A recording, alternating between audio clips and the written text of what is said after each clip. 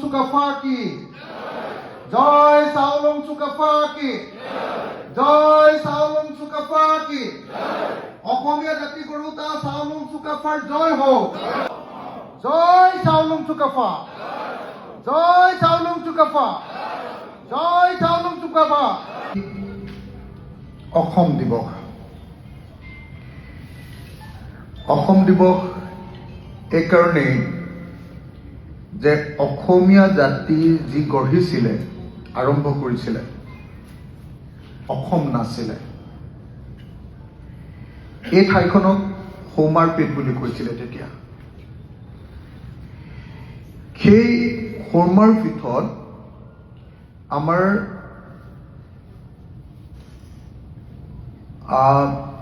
পূৰ্বপুৰুষ মোৰ নিজৰো পূৰ্বপুৰুষ মোৰ নিজৰো পিতৃপুৰুষ পিছত স্বৰ্গদেউ হৈছিলে চীনৰ মংমাও নামৰ ঠাইখনৰ পৰা সেই সময়ত এটা ৰাজ পৰিয়ালৰ এটা ঠাল এটা চুকাফাৰ নেতৃত্বত গুচি আহিছিলে সেইটো আছিলে 1214 খ্ৰীষ্টাব্দ 1200 কিছু সংখ্যক মানুহ লগত লৈ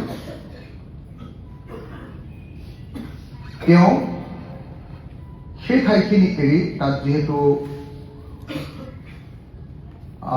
ৰাজবংশত যথেষ্ট পৰিমাণৰ ৰাজকুমাৰ আছিলে কেইবাজনৰ ৰাজকুমাৰ আছিলে গতিকে চুকাফাই এটা নতুন ঠাইৰ সন্ধানত মংমাও নামৰ ঠাইখন এৰি নিজৰ জাগাটো এৰি কিছু সংখ্যক মানুহ লগত লৈ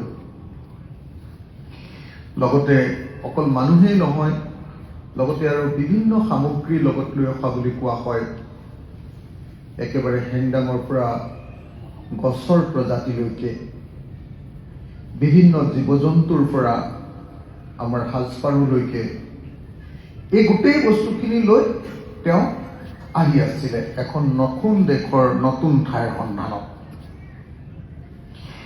আহিছিলে আমাৰ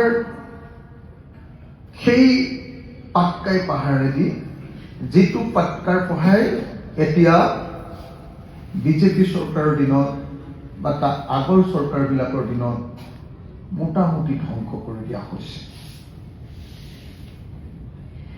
এতিয়া পাটকাৰ পাহাৰ বিখ্যাত কয়লাৰ 2 নম্বৰী খননৰ কাৰণে যি পাটকাই পাহাৰক ৱৰ্ল্ড হেৰিটেজ সাইট ঘোষণা কৰিব লাগিছিলে ৱৰ্ল্ড হেৰিটেজ সাইট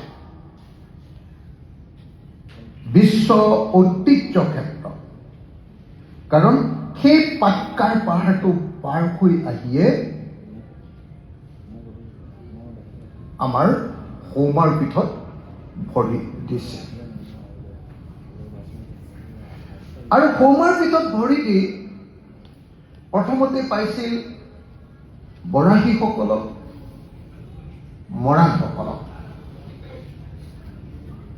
মৰাণসকল এটা সৰু জনগোষ্ঠী বৰাহীসকল সৰু জনগোষ্ঠী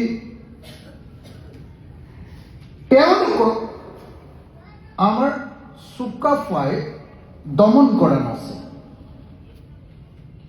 আমাৰ চুকাফাই তেওঁলোকৰ লগত তেওঁলোকক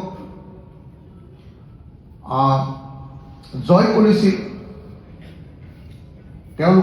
কৰিছিল কিন্তু জয় অকল যুদ্ধৰে নহয় জয় অকল হেন্দাঙেৰে নহয় জয় মনেৰে সৈতে কৰিছিল তেওঁলোকৰ লগত এটা সামাজিক সম্পৰ্ক গঢ়ি তুলিছিল এনেকৈয়ে প্ৰথমতে আহিয়ে পাহাৰ পাৰ হৈ আহিয়ে যি মৰাণ আৰু বৰাহী মানুহক পাইছিল তেওঁলোকৰ লগত এটা সৌহাৰ্দ্যপূৰ্ণ সামাজিক সম্পৰ্ক গঢ়ি তুলি এখন নতুন অসমৰ বৰভেটি গঢ়াৰ প্ৰথম কঠীয়া ৰুইছিল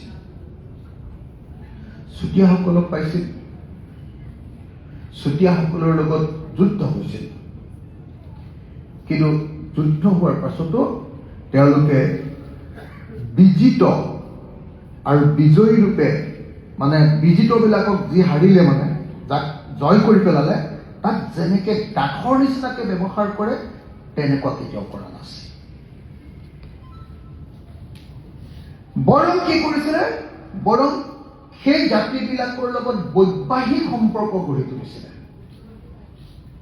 বিয়া বাৰুৰ সম্পৰ্ক গঢ়ি তুলিছিলে, সামাজিক সম্পৰ্কৰে সেই জাতিবিলাকক ইজনৰ লগত সিজনক এনেকে সামৰি পেলাইছিলে। তাৰ পাছতে চুতীয়াসকলৰ পাছতে কছাৰীসকল আহি গৈছিলে, কছাৰীসকলৰ লগতো যুদ্ধ হৈছিলে আৰু এই আটাইবিলাক যুদ্ধত আমাৰ আহোমসকলে যুদ্ধ জয়ী হৈছিলে আৰু এনেকৈ সমগ্ৰ অসম এটা পৰ্যায়তো এনেকুৱা পৰ্যায় পাইছিলে যে একেবাৰে গৈ গৈ গৈ গৈ গৈ গৈ গুৱাহাটী প্ৰথমতে কলিয়াবৰলৈকে হৈছিলে। কলিয়াবৰত আমাৰ মেইন কোঠ আছিলে, তাৰ পাছত গুৱাহাটীখন দখল, তাৰ পাছত তাৰ পিছলৈ গৈ একেবাৰে সোণকোষ নদীলৈকে একেবাৰে কোচ ৰাজবংশীসকলৰ সেই ৰাজ্যলৈকে সেই সমগ্ৰ অঞ্চল অসমৰ ভিতৰুৱা কৰিছিল। সমগ্ৰ অসম ভিতৰুৱা কৰি যেতিয়া 600 বছৰ ৰাজত্ব কৰিছিল চুকাফাই আৰম্ভ কৰা এই ৰাজ্যখন, চুকাফাই আৰম্ভ কৰা এই ৰাজ্যখনত 600 বছৰ ৰাজত্ব কালত কি কৰিছিল, চুকাফাই আহোমসকলে লগত লৈ ৰখা টাই ভাষাটো এৰি দিছিল। এৰি ইয়াত বিভিন্ন জাতিৰ লগত টাই ভাষী মানুহবিলাকৰ যিটো ইজনে সিজনৰ লগত কথা পাতোতে যিটো অমৈহতীয়া ভাষা এটাৰ সৃষ্টি হৈছিল। আমি নাগাসকলৰ লগত কথা পাতোতে কেনেকুৱা এটা ভাষাৰ সৃষ্টি হয়, অৰুণাচলীসকলৰ লগত কথা পাতোতে কেনেকুৱা এটা ভাষাৰ সৃষ্টি হয়, আনকি মিচিং মানুহ এজনৰ লগত আহোম মানুহ এজনে কথা এটা পাতোতে সুৰ এটা বেলেগ এটা হয় নে নহয় বাৰু? অ ককাই বুলি কৈ হয় নে নহয়? এই যিটো সম্পৰ্ক হৈছিল ইজন আৰু সিজনৰ লগত, সেই সম্পৰ্কটোৰ আধাৰত গঢ়ি তোলা নতুন ভাষাটো আমাৰ ৰাজবংশই স্বৰ্গদেউসকলে সেই ভাষাটোকে স্বীকৃতি দি অসমীয়া ভাষাৰূপে সেইটোক তুলি তালি ডাঙৰ দীঘল কৰিছে। পৃথিৱীত থাকে এনেকুৱা কোনো ৰাজবংশ নাই যি জিকাৰ পাছত নিজৰ ভাষাটো জাপি নিদি আনৰ ভাষা এটাক, তাত থকা স্থানীয় ভাষা এটাক এনেকৈ গ্ৰহণ কৰে। সেইটো কৰিছিল আহোম ৰজাসকলে। সেইকাৰণে চুকাফাক কোৱা হয় অসমীয়া জাতি, তেতিয়া ভাগ ভাগ হৈ থকা সৰু সৰু অসমীয়া জনগোষ্ঠীবিলাকক একলগ কৰি বৰ অসম গঢ়াৰ প্ৰথমজন ব্যক্তিৰূপে,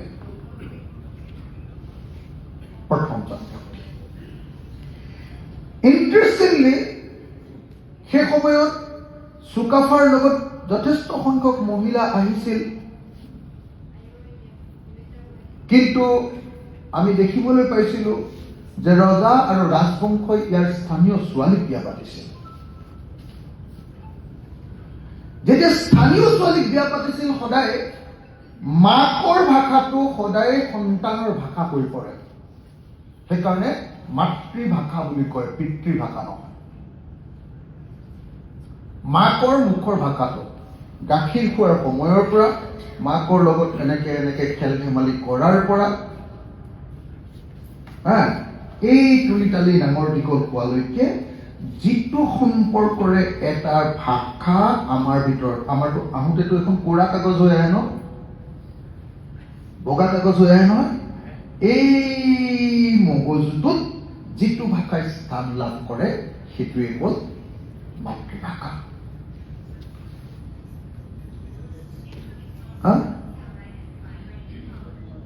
সেইকাৰণে মই আপোনালোকক ক'ব খুজিছোঁ যে আহোমসকল হ'ল এনেকুৱা এটা বংশ, এনেকুৱা এটা ৰাজবংশ যি নিজৰ ভাষা এৰি ইয়াৰ স্থানীয় মানুহবিলাকৰ লগত আহোমসকলৰ সম্পৰ্কৰ মাজেদি গঢ়ি উঠা এটা নতুন অমৈখতীয়া ভাষা, যাক ইংৰাজীত লিংগুৱা ফ্ৰাংকা বুলি কোৱা হয়, সেই ভাষাটো ইয়াত গঢ়ি তুলিছিলে আৰু সেইটোৱে হ'ল অসমীয়া ভাষা। সেইকাৰণে এই অসমীয়া ভাষাৰ এতিয়াও অসমীয়া ভাষাৰ প্ৰথম আৰম্ভণি ক'ত হ'ল বুলি ক'লে আজিৰ দিনটোতো অসমীয়া ভাষাৰ প্ৰথম আৰম্ভণিৰ ফলকখন, প্ৰথম লিখিত ফলকখন, ফোনকেইটা অফ কৰি থকাব, কিনো ফোনকেইটা বজাই থাকে। অসমীয়া ভাষাৰ প্ৰথম ফলক শিলত কাটি থোৱা প্ৰথম পাইছে আমাৰ সৰু পথাৰত যে বৰপথাৰ সৰু পথাৰ, আমাৰ গোলাঘাট জিলাৰ সৰু পথাৰ বৰপথাৰৰ নগাজুৰি খনিকৰ গাঁৱত প্ৰথম অসমীয়া ভাষাৰ। এইটো যদি কোনোবাই চাব খোজে আমাৰ কাজিৰঙা অৰ্কিড পাৰ্কলৈ গ'লেই চাই আহিব পাৰিব ফলখন। তাত আমাৰ ধুনীয়া ফটোৰে সৈতে কথা কিছুমানে প্ৰথম অসমীয়া ভাষা সেইটো খ্ৰীষ্ট মানে সেইটো পঞ্চম শতিকাৰে দেই। সেইটো সেই যে পঞ্চম শতিকাত হোৱা আমাৰ আহিছিলে ত্ৰয়োদশ শতিকাত, সেই ত্ৰয়োদশ শতিকাৰ এই পঞ্চম শতিকাত যদি আপুনি সেই চাৰিখন চাই অসমীয়াৰ শিলালিপিখন, সেইখনত অসমীয়া ভাষাটো ক'ৰবাত এনে কিবা এটা ধৰিব পাৰে আৰম্ভণিটো। তাৰপিছত সেইটো বিকশিত কৰি আহোমৰ দিনত সেইটো মোটামুটি এটা ভাষাত পৰিণত কৰি দিয়া হ'ল। গতিকে আজি সেই মহাপুৰুষজন যিজনে আমাৰ বৰ অসম, য'ত অকল মৰাণৰ ভাগত আছিলে, বৰাহীয়ে বৰাহী ৰাজ্য বৰাহী ভাগে আছিলে, চুতীয়াসকলে চুতীয়া ৰাজ্য কৰি আছিলে, কছাৰীসকলে কছাৰী ৰাজ্য কৰি আছিলে, কোচ ৰাজবংশীসকলে কোচ ৰাজ্য কৰি আছিলে, আকৌ ডিমাচা কছাৰীৰো বেলেগ ৰাজ্য আছিলে, এনেকে বেলেগ বেলেগ ৰাজ্য আছিলে। সেই আটাইবিলাকক লাহে লাহে কেতিয়াবা যুদ্ধৰে বশ কৰিলে, কিন্তু বশ কৰি আকৌ ঘৰুৱা সম্পৰ্ক কৰি তুলিলে। ব্ৰিটিছৰ নিচিনাকে শাসন কৰিবলৈ আহি ইয়াৰ পৰা অকল নুলুটিলে, আৰু লুটি লৈ তাৰপিছত ইয়াৰ পৰা গুচি নগ'ল, ইয়াতে আহিলে, ইয়াৰে ভাষা গ্ৰহণ কৰিলে, ইয়াৰে বায়ু সেৱন কৰিলে, ইয়াতে আপোন বুলি ল'লে, ইয়াতে ৰাজধানী বনালে, ইয়াতে নগৰ চহৰ গঢ়ি তুলিলে, ইয়াতে ৰাস্তা পদূলি গঢ়ি তুলিলে, চববিলাক আপুনি চাওক, ইয়াতে পুখুৰী খান্দিলে। এফালৰ পৰা যিমান এতিয়াও উজনি অসমৰ আটাইতকৈ ডাঙৰ ডাঙৰ ৰাস্তাকেইটা চব আহোমৰ দিনত বনোৱা, চব ৰাস্তাবিলাক আহোমৰ দিনত বনোৱা, বেছিভাগ ডাঙৰ ডাঙৰ ৰাস্তা। আজিও অসমৰ সন্মান কৰি আমি সকলোৱে চাব বিচৰা গোটেইকেইটা বস্তু মেক্সিমাম সেই আহোম ৰাজত্ব কালৰ। সেয়া চৰাইদেউৱে হওক, আজি হেৰিয়াৰ স্বীকৃতি পোৱা চৰাইদেউৱে হওক, বা কেইদিনমানৰ পাছত স্বীকৃতি পাব লগা ৱৰ্ল্ড হেৰিটেজ চাইটৰ স্বীকৃতি পাবলগীয়া শিৱসাগৰৰ ৰংঘৰ তলাতল ঘৰে হওক। মই আপোনালোকক খবৰ দি থব কৈছোঁ, অহা মাৰ্চ মাহত বোধহয় আমি শিৱসাগৰে ৱৰ্ল্ড হেৰিটেজ চাইটৰ টেণ্টেটিভ লিষ্টত বোধহয় সোমাম। তাৰ কাৰণে কাম চলি আছে, মাৰ্চ মাহত ৰিজাল্টটো আহিব। ইতিমধ্যে আমি আমাৰ ৰিপৰ্ট জমা দিছোঁ, আৰু মাৰ্চ মাহত শিৱসাগৰে ৱৰ্ল্ড হেৰিটেজ চাইটৰ টেণ্টেটিভ লিষ্টত নিশ্চয় সোমাব।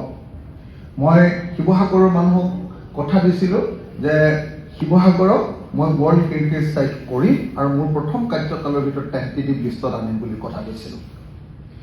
বোধহয় এতিয়া আহি যাব মাৰ্চ মাহত, আমাৰ কামবিলাক চব হৈ গ'ল, জমা দিয়া হৈ গ'ল, অকল আহিলেই মাত্ৰ আমি তেতিয়া ঘোষণা দিব পাৰিম।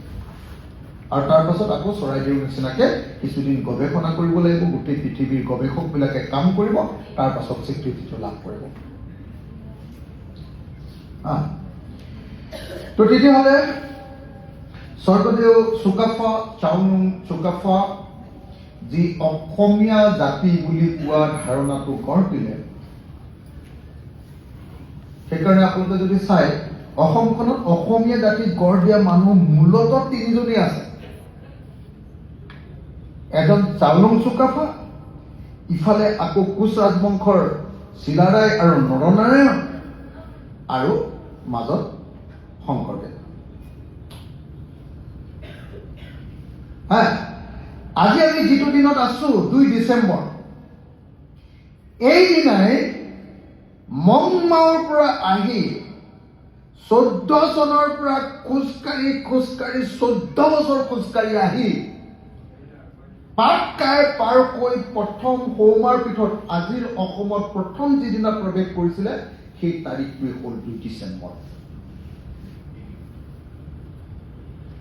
আৰু চুকাফাই প্ৰথম অসমত প্ৰৱেশ কৰা মোৰ পিতৃপুৰুষ, মোৰ ককা আজু ককা চুকাফাই অসমত প্ৰৱেশ কৰা 1228 খ্ৰীষ্টাব্দৰ আজিৰ তাৰিখটোতে অসমত প্ৰৱেশ কৰিছিলে।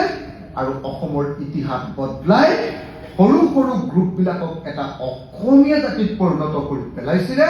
আৰু সেইকাৰণে অসমীয়া জাতিৰ আটাইতকৈ পুৰুধা অসমৰ পুৰুষজনৰ নামেই হ'ল চাওলুং চুকাফা।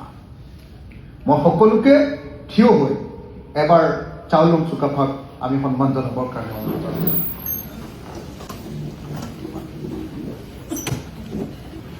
সকলোৱে হাতৰ মুঠিটো ওপৰলৈ তুলিব আৰু আমি এটা সংগ্ৰামী শ্লোগানেৰে সৈতে চাওলুং চুকাফাক আমি এবাৰ স্মৰণ কৰিছোঁ। জয় চাওলুং চুকাফা কি, জয় চাওলুং চুকাফা কি, জয় চাওলুং চুকাফা কি। অসমীয়া জাতি গৰুতা চাওলুং চুকাফাৰ জয় হওক। চাওলুং চুকাফা অমৰ হওক, চাওলুং চুকাফা অমৰ হওক। অসমীয়া জাতি গৰুতা চাওলুং চুকাফা অমৰ হওক। আমাৰ পূৰ্বপুৰুষ চাওলুং চুকাফা অমৰ হওক।